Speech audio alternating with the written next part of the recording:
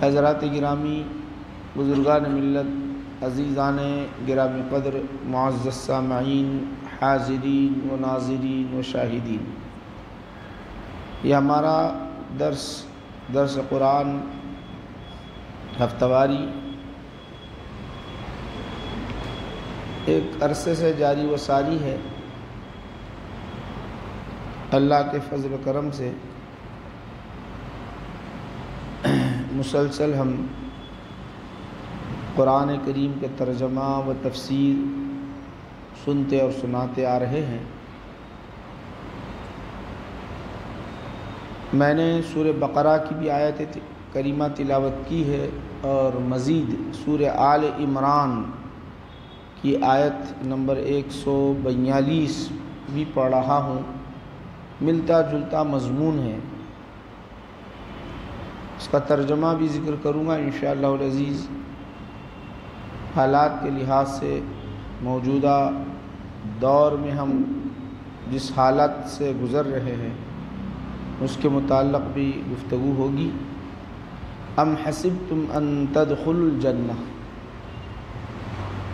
اے مسلمانوں کیا تم یوں ہی گمان کر لیے ہو کہ جنت میں داخل ہو جاؤ گے؟ کیا تم ایسے ہی گمان کر لیے کہ جنت میں یوں ہی داخل ہو جاؤ گے؟ وَلَمَّا يَعْلَمِ اللَّهُ الَّذِينَ جَاهَدُوا مِنْكُمْ، اللہ جاننا چاہتا ہے کہ ہمارے راستے میں تم میں سے کون جہاد کرتا ہے، مجاہدہ کرتا ہے، کوشش کرتا ہے، تگ و دو کرتا ہے، کون؟ اور جاننا چاہتا ہے اللہ سبحانہ و تعالیٰ صبر کرنے والا کون ہے۔ یہ آیت کریمہ ہے۔ یہ بات پکی ہے کہ جو ایمان لایا اسی کے لیے جنت ہے، اور ہر شخص جنت کا خواہش مند ہے۔ جنت ایک ایسا ٹھکانہ ہے، ایک مرتبہ کوئی اگر داخل ہو جائے، خالدین فیہا ابدا، ہمیشہ ہمیشہ اسی میں رہیں گے، اب اس کے بعد سے نکلنا نہیں ہے اس کے لیے۔ اور جو عمر وہاں ہوگی 40 برس 30 برس کے جو درمیان جو عمر ہوگی وہی عمر ہوگی، نہ وہ عمر بڑھاپے کی طرف لے جائے گی نہ بچپن کی طرف لے آئے گی، بلکہ اسی عمر میں جو انسان اپنے اندر پاور و قوت محسوس کرتا ہے اور اس کو ایک عقل جو ملتی ہے، جو انسان کی صحیح عمر، تمیز کی عمر، طاقت کی عمر، سمجھنے کی عمر، قوت کی عمر وہی ہوتی ہے، تو عمر اللہ سبحانہ و تعالیٰ وہاں پر عطا فرمائے گا یہ عمر۔ اور جنت میں داخل جن بندوں کو، مومن بندوں کو اللہ تعالیٰ کرے گا، ان کی عمر بھی اتنی رہے گی، ان کی قد و قامت بھی اتنی رہے گی۔ 40 گز کی قد و قامت، طویل قد و قامت والے مومن ہوں گے۔ صرف اور صرف اللہ نے جنت کو جو بنایا ہے وہ صرف اور صرف مسلمانوں کے لیے بنایا ہے جنت کو۔ اب جہنم کے بارے میں اعدت للکافرین کہا، جہنم کے بارے میں وہ کافروں کے لیے ہم نے تیار کر رکھی ہے۔ یہ بنیادی قاعدہ آپ کو ذہن میں رکھیں تاکہ اگلا مضمون آپ کو آسانی سے سمجھ میں آ جائے۔ جنت مسلمانوں کے لیے ہے، جہنم کافروں کے لیے ہے، غیر مسلم کے لیے ہے۔ کافر کا مطلب کیا ہے؟ اللہ کا انکار کرنے والا، خدا کی ذات کا انکار کرنے والا۔ جب خدا کی ذات کا جب وہ انکار کرے گا تو اللہ سبحانہ و تعالیٰ اپنی ملکیت کیوں دے گا جب اس کا ہی انکار کر رہا ہے؟ یہ سوچنے کی بات ہے۔ جب خدا کا ہی انکار کوئی کرتا ہے، جب اللہ نے جنت بنائی ہے اس کا ہی کوئی انکار کرتا ہے، تو پھر اپنی جنت دے گا کیوں اس کو؟ اپنی جنت دے گا نہیں وہ۔ یہ خود سمجھنے کی بات ہے۔ جنت اسی کو دے گا جو مانتا ہے، قبول کرتا ہے، خدا کی وحدانیت کو قبول کرتا ہے، اس کی خالقیت کو، اس کی ربوبیت کو، اس کی ملکیت کو، اس کی وحدانیت کو جو قبول کرتا ہے اسی کو اللہ سبحانہ و تعالیٰ دے گا۔ جو نہیں قبول کرتا اسے دے گا کیوں؟ اتنی بڑی نعمت ہے وہ کیسے دے گا اللہ سبحانہ و تعالیٰ؟ یہ خود سمجھنے والی بات ہے۔ تو یہاں یہ بات آپ کے لیے واضح ہو گئی ہے۔ آقا نبی کریم صلی اللہ علیہ وسلم نے ارشاد فرمایا من قال لا الہ الا اللہ دخل الجنہ، جس نے لا الہ الا اللہ، جہاں کہیں بھی حدیث پاک میں یہ لفظ آ جائے لا الہ الا اللہ تو سمجھنا کہ وہ پورا کلمہ ہے محمد الرسول اللہ۔ یاد رکھو ہمیشہ کے لیے، ہمیشہ کے لیے ذہن میں، لا الہ الا اللہ جہاں کہیں بھی آ جائے محمد الرسول اللہ یہ کلمہ پورا ہوتا ہے، اس کے بغیر کلمہ پورا نہیں ہوتا۔ خدا کی وحدانیت اور رسول پاک علیہ السلام محمد عربی صلی اللہ علیہ وسلم کہ رسالت کی جس نے تصدیق کیا، زبان سے اقرار اور دل سے تصدیق کیا، اسے جنت مل جائے گی۔ یہ حدیث پاک میں ہے بالکل، من قال لا الہ الا اللہ دخل الجنہ۔ اب رہی بحث یہاں پر، کیا یوں ہی جنت مل جائے گی؟ خالی کلمہ پڑھ لیا، یہاں کہہ رہا اللہ تعالیٰ کیا یوں ہی جنت مل جائے گی؟ ایسے ہی جنت مل جائے گی خالی کلمہ پڑھ لیا تو؟ یہاں سوال، ام حسبتم، کیا تم سمجھ رہے ہو آسانی کے ساتھ، کیا تم گمان کرتے ہو ان تدخلوا الجنہ، جنت میں داخل ہو جاؤ گے؟ اللہ تو جاننا چاہتا ہے کہ تم مومن ہے یا نہیں ہے۔ مومن وہ ہوتا ہے جو اللہ کے راستے میں جہاد کرتا ہے، تگ و دو کرتا ہے، کوششیں کرتا ہے۔ نماز پڑھنا بھی یہ جہاد ہے، روزہ رکھنا یہ بھی جہاد ہے، حج کرنا یہ بھی جہاد ہے، صدقات خیرات کرنا یہ بھی جہاد ہے، اللہ کے راستے میں تگ و دو کرنا یہ بھی جہاد ہے۔ جہاد کا مطلب کوشش کرنا۔ ایک جہاد اصطلاحی جہاد اس کو کہتے ہیں اصطلاحی جہاد، وہ جہاد جو آدمی جو مسلمان غیر مسلمان سے لڑتا ہے اس غرض سے اعلاء کلمت اللہ، اللہ کے کلمے کو بلند کرنے کے لیے لڑتا ہے، اس میں شہید ہوتا ہے، یا بچ کے آتا ہے تو شہید ہوا، مارا گیا تو شہید کہیں گے، اگر بچ کے آیا تو غازی کہلائے گا وہ۔ یہ بنیادی باتیں، بنیادی موٹی باتیں ہیں۔ اب رہا اللہ سبحانہ و تعالی دوسرے مقام پر ارشاد فرماتا ہے وَلَنَبْلُوَنَّكُمْ، دوسرے پارے میں وَلَنَبْلُوَنَّكُمْ بِشَيْءٍ مِّنَ الْخَوْفِ وَالْجُوعِ وَنَقْصٍ مِّنَ الْأَمْوَالِ وَالْأَنفُسِ وَالثَّمَرَاتِ وَبَشِّرِ الصَّابِرِينَ، ہم تمہیں آزماتے ہیں، دیکھتے ہیں۔ وَلَنَبْلُوَنَّكُمْ بِشَيْءٍ مِّنَ الْخَوْفِ، ڈر ڈال کے، وَالْجُوعِ، بھوکا رکھ کے، وَالْجُوعِ وَنَقْصٍ مِّنَ الْأَمْوَالِ، مالوں میں کمی کر کے، وَالْأَنفُسِ وَالثَّمَرَاتِ، جانوں کو تلف کر کے، اور جو پھل ہیں زراعت ہے اس میں کمی کر کے آزماتے ہیں۔ وَبَشِّرِ الصَّابِرِينَ وَلَنَبْلُوَنَّكُمْ بِشَيْءٍ مِّنَ الْخَوْفِ وَالْجُوعِ وَنَقْصٍ مِّنَ الْأَمْوَالِ وَالْأَنفُسِ وَالثَّمَرَاتِ وَبَشِّرِ الصَّابِرِينَ، اور خوشخبری سناؤ کن لوگوں کے لیے جو صبر کرنے والے ہیں۔ دیکھیے آیتوں کو آپ ذرا تدبیر کریں، سورہ بقرہ کے اندر یہ آیت ہم آزماتے ہیں، اللہ تعالیٰ آزماتا کہہ رہا ہے، اور یہاں کیا کر رہا ہے؟ تم ایسے ہی جنت میں جانا چاہتے ہو، ایسے ہی جنت میں جانا چاہتے ہو؟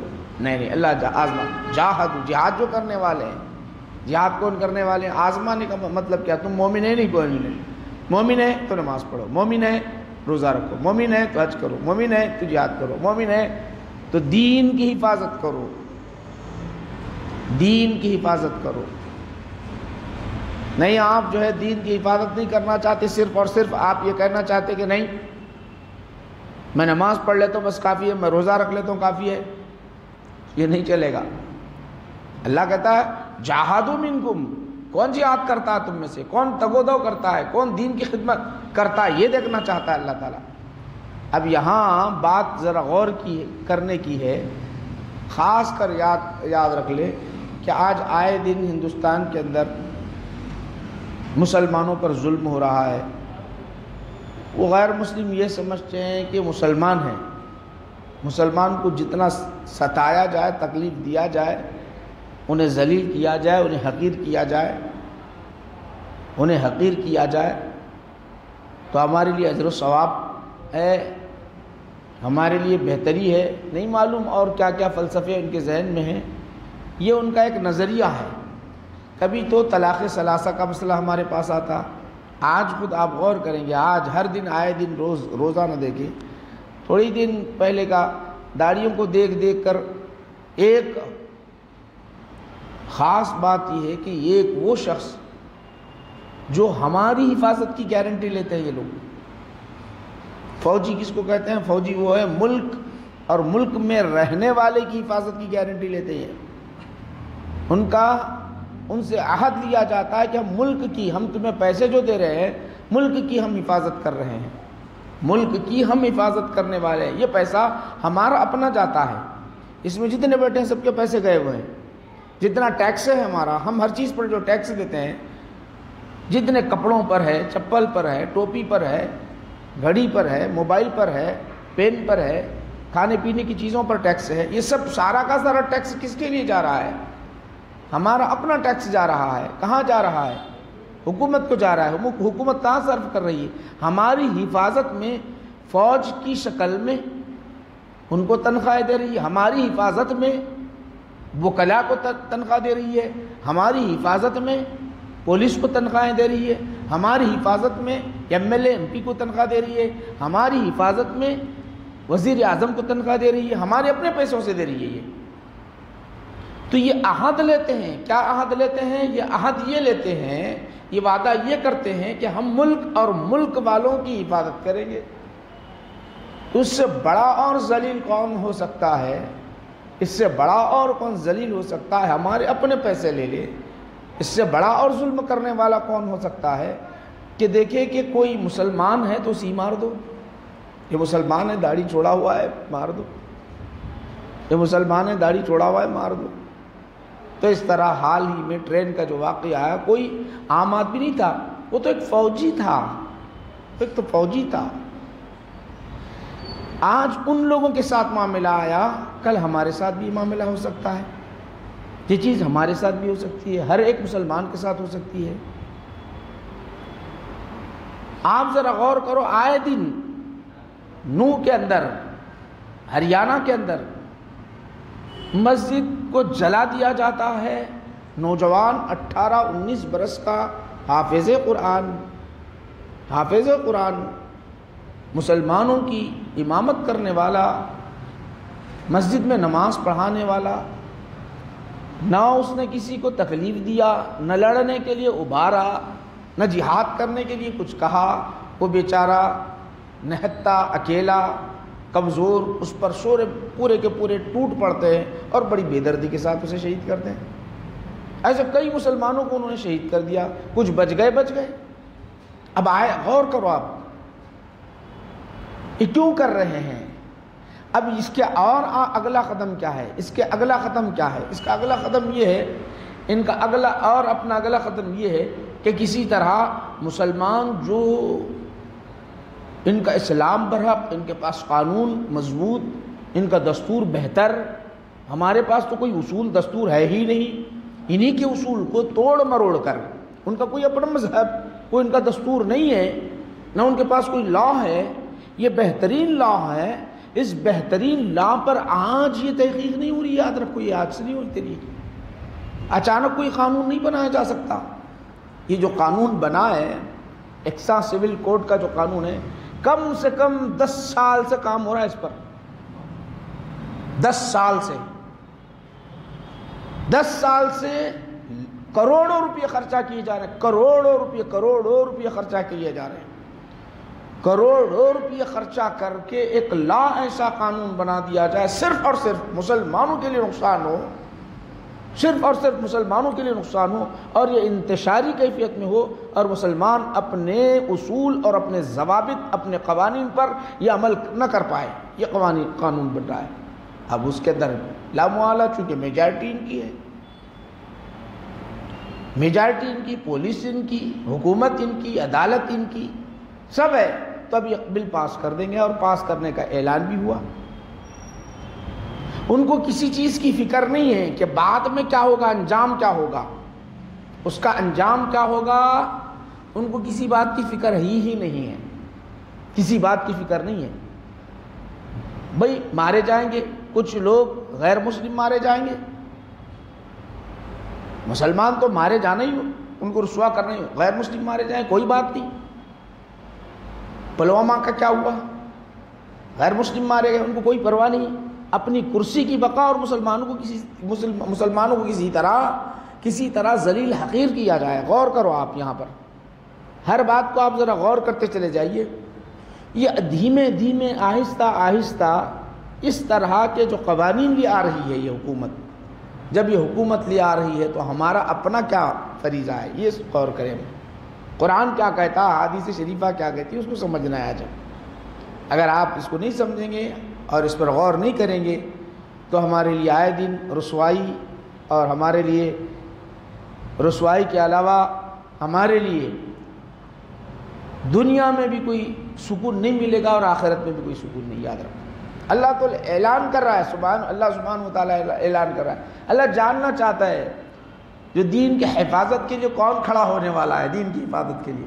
اب آپ کو یوں ہی مثال دینا چاہتا ہوں، آج ہمارے پاس جلسوں میں کتنے بڑے بڑے جلسوں میں ہوتا ہے، کوئی حافظ قرآن اگر کہیں حفظ تکمیل کر لے تو عموماً کون سی آیت پڑھتے ہیں؟ عموماً آپ ذرا بتاؤ، ہر کوئی یہی آیت پڑھتا ہے عموماً، اکثر انا نحن نزلنا الذکر وانا لہ حافظون، یہ پڑھتے ہیں۔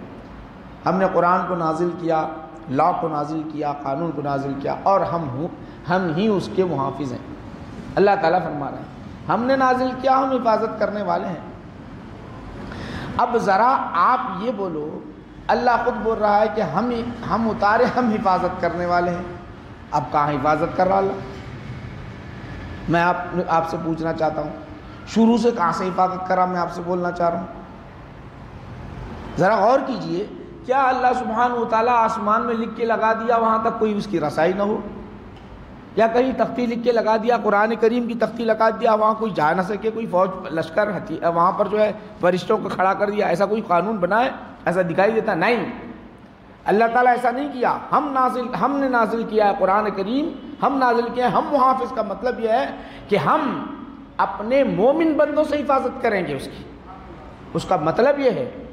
اسی لیے آپ غور کریں گے، مسلمان بچہ قرآن کریم کو اپنے سینے میں محفوظ رکھ رہا ہے، کسی تختی پر محفوظ نہیں ہے، آسمان میں محفوظ نہیں ہے، خانہ کعبہ پر لکھا ہوا نہیں ہے، بیت المقدس پر لکھا ہوا نہیں ہے کہ یہ حفاظت ہو رہی ہے اس کی، ایسا نہیں ہے، بلکہ اللہ نے قرآن کریم کو نازل کیا، نازل کر کے ہم حفاظت کرنے والے ہیں، فرشتوں کے ذریعے حفاظت نہیں کر رہا ہے، بلکہ مومن بندوں سے حفاظت کر رہا ہے، ان کے سینوں میں اتار رہا ہے اور اس کی حفاظت ہو رہی ہے۔ تو قرآن کی جو حفاظت ہو رہی ہے مومن بندوں سے، اسی طرح لا قانون کی حفاظت بھی ہمارے ذریعے سے اللہ لیتا ہے، ہمارے ذریعے سے حفاظت کراتا ہے، فرشتوں کے ذریعے سے نہیں۔ جتنے جہادیں ہوئے، جتنے جو ہے، اور کیا کہتے ہیں، رسول پاک علیہ الصلوۃ والسلام نے جہاد کیے، کہ ہر جگہ فرشتے اترتے گئے، لڑتے گئے؟ صرف ایک جنگ بدر کے اندر فرشتے اترے، وہاں پر دعا مانگنے کے بعد سارے فرشتے اتر کر لڑنے لگے، کیا ہر جگہ اترتے رہے؟ اللہ نے کہا ہے نبی عظمت والے ہیں، رفت والے ہیں، برکت ہیں، تمہاری وجہ سے فتوحات ہوتے ہیں، لیکن صحابہ کو کرنا کیا ہوگا؟ جہاد کرنا ہوگا، تگودو کرنا ہوگا، دین کی حفاظت کے لیے وہ کھڑے ہونا پڑے گا۔ اسی لیے احد کے اندر کتنے مارے گئے؟ تقریباً 70 صحابہ شہید ہو گئے، وہاں کوئی فرشتے آ کر نہیں حفاظت کیے۔ جتنے جہاد، جتنے سریے ہوئے، آپ غور کر کے دیکھیے، صحابہ اس میں شہید ہوئے، کس چیز میں؟ اسلام کی حفاظت کے لیے، اسلام کی بقا کے لیے، یا اسلام کی بقا کے لیے کوشش جو کر رہا ہے۔ اب رہا یہ مسئلہ، اللہ سبحانہ و تعالیٰ کہتا ہے کیا تم یوں ہی جنت میں جاؤ گے، یوں ہی جنت میں جاؤ گے ہمارے دین کے لیے؟ اب یہاں کا جو معاملہ ہے، انڈیا کا، ہندوستان کا جو معاملہ ہے، ہم یہ نہیں کہہ رہے ہیں کہ بھئی جہاد کے لیے اٹھو اور لکڑیاں لے لو، یا ہتھیار لے لو، یا بندوقیں لے لو، یا تلواریں لے لو، جا کے لڑنے کے لیے آ جاؤ میدان میں، نہیں۔ جہاں کا جو قانون ہے، جہاں کا جو دستور ہے، وہ اصولی طور پر، وہ قانون کے طور پر، وہ دستوری طور پر ہماری لڑائی قلم کے ذریعے ہوگی، ہماری لڑائی ہماری کردار کے ذریعے ہوگی، ہماری لڑائی علم کے ذریعے ہوگی، ہماری لڑائی جو ہے عمل کے ذریعے ہوگی، ہماری لڑائی جو ہوگی، یہ جو یہاں کی جو لڑائی ہیں اصول و ضوابط کے تحت ہوگی ہماری لڑائی، اس کے اندر فتوحات ہوتے ہیں، ہر دور میں چلتا آیا۔ آزمائش سے کوئی بری ہونے والا نہیں، اللہ آزماتا ہوں بلا خود بخود، آپ بولیں گے نہیں میرے کو سیدھا جنت میں جانا ہے، میں کونے میں بیٹھتا ہوں، جا کے نماز پڑھ لیتا ہوں، ایک نماز پڑھ لیتا ہوں، گھر میں چلے آتا ہوں، بھائی یہ لڑائی جھگڑے سے محفوظ ہونا ہے، میرے جیسا مسلمان اور کوئی نہیں ہے، بولیں گے تو نہیں ہوگا۔ اللہ تعالیٰ بولتا ہے نہیں، یہ مسلمانی نہیں ہے، مسلمانی تو وہ ہے۔ صحابہ سن لو آپ کو کیا ہونا چاہیے، صحابہ جب جنگ احد میں شہید ہو گئے تو حیران ہو گئے، پریشان ہو گئے، ہمارے ساتھ نبی جنگ احد میں 70 صحابہ جب شہید ہو گئے، ہمارے ساتھ نبی، ہم برحق، اور ہمارے ساتھی مارے گئے۔ تو اللہ سبحانہ و تعالی آیت کریمہ نازل فرمائے۔ میں پہلے آیت کریمہ پڑھ کے آپ کو سنایا، جو آیت کریمہ کی جو تلاوت میں نے کہی، ہم حسبتم ان تدخلوا الجنہ، کیا وہاں پہ بھی دیکھیے، کیا تم جانتے ہو کہ جنت میں یوں ہی جانا چاہے؟ وَلَمَّا يَأْتِكُمْ مَثَلُ الَّذِينَ خَلَوْا مِن قَبْلِكُمْ، ایسی کوئی مثال تم سے پہلے نہیں گزری، خالی جنت میں لا الہ الا اللہ محمد رسول اللہ، لا الہ الا اللہ عیسیٰ رسول اللہ، لا الہ الا اللہ موسیٰ رسول اللہ، ایسا نہیں ہوا، ایسی کوئی مثال گزری نہیں۔ مَسَّتْهُمُ الْبَأْسَاءُ وَالضَّرَّاءُ، بلکہ ان کے لیے کیا ہوا، مَسَّتْهُمُ الْبَأْسَاءُ، ان کے لیے سخت سے سخت آزمائش، سخت سے سخت تکلیف، ان کے لیے سخت سے سخت جو ہے ذرہ تکلیف اور مشقتیں ان کے لیے لاحق ہو گئی۔ وَزُلْزِلُوا، ہلا دیے گئے وہ لوگ، وَزُلْزِلُوا، ہلا دیے گئے، یہاں تک کہ حتیٰ یقول الرسول، ہر ایک رسول کہتا رہا، والذین آمنوا معہ، اور جو ایمان لائے ان کے ساتھ، وہ کہتے رہے متی نصر اللہ، اللہ کی مدد کب ہوگی، اللہ کی مدد۔ وہ آزمائے، پچھلی مثالیں دی اللہ تعالیٰ، آزمائے گئے، تم ایسی جنت میں جانا چاہتے ہو؟ پیچھے جتنے امتیں گزری ہوئی ہے وہ لوگوں کو بھی تکلیفیں پہنچی، کب پہنچی، کیوں پہنچی؟ وہ دین کی خاطر جب حفاظت کے لیے کھڑے ہو گئے، آزمائش کی منزلوں سے گزرنے لگ گئے، امتحان کی منزلوں سے گزرنے لگ گئے، ان کو تکالیف ہوئی، مارے گئے، شہید ہو گئے، ان کا مال لوٹا گیا، اور بہت ساری تکلیفیں انہیں ہوئی، زخمی ہوئے، سب کچھ ہوا۔ خالی ایسا نہیں ہوا ان لوگوں کے لیے، تم بھی تو ہو، تم بھی آزمائے جانے والے ہو۔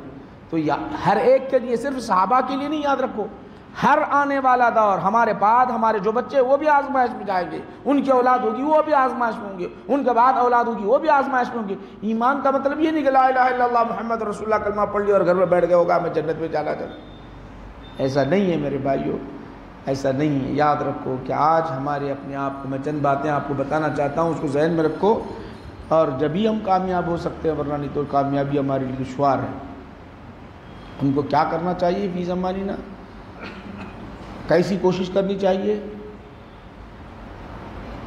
اور سب سے پہلے یہ ہم کو یقین رکھنا چاہیے کہ جس خدا پر ہم ایمان لائیں وہ ہم کو فتح ضرور دے گا۔ یہ سب سے پہلا بات،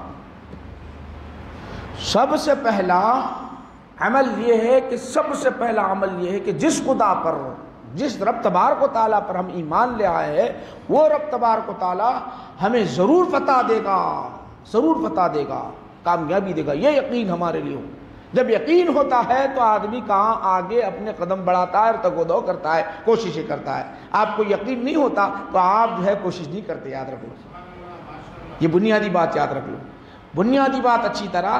آپ کو یقین کامل ہوتا ہے کہ میرا خدا خالق و مالک اللہ سبحانہ و تعالیٰ، رب تبارک و تعالیٰ، اللہ سبحانہ و تعالیٰ، رب تبارک و تعالیٰ یقیناً ہم کو فتح دے گا۔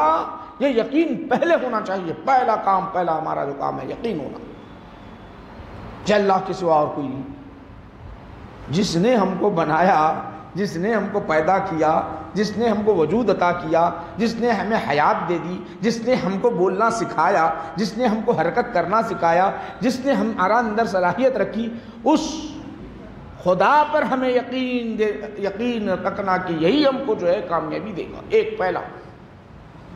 اب خالی یقین رکھ کے بیٹھ گئے تو، آپ یقین رکھ کے بیٹھ گئے تو نہیں ہوتا، آپ یقین کر کے بیٹھ گئے تو نہیں ہوتا، یقین کے بعد کوشش کرنا ہے ہم، یقین کے بعد میدان میں اترنا ہے آپ کو۔ پہلے یقین، اس کے بعد کوشش، جس کو جد کہتے ہیں، جہاد کہتے ہیں۔ جہاد کا مطلب یہ نہیں کہ خالی ہم جہاد بولتے ہیں لاٹھی لے لے، تلوار لے لے، ہتھیار لے لے، بندوق لے لے، لے کے لڑنے نکل جائے، یہ نہیں ہے ہمیں۔ جہاد یا جہاد کہتے ہیں جہاد، کوشش کرنا، تگ و دو کرنا، محنت کرنا، وہ عمل کے ذریعے سے ہو، زبان کے ذریعے سے ہو، اخلاق کے ذریعے سے ہو، کردار کے ذریعے سے ہو، یہ سب کوششیں ہوتی ہیں اس کے اندر، قلم کے ذریعے سے ہو۔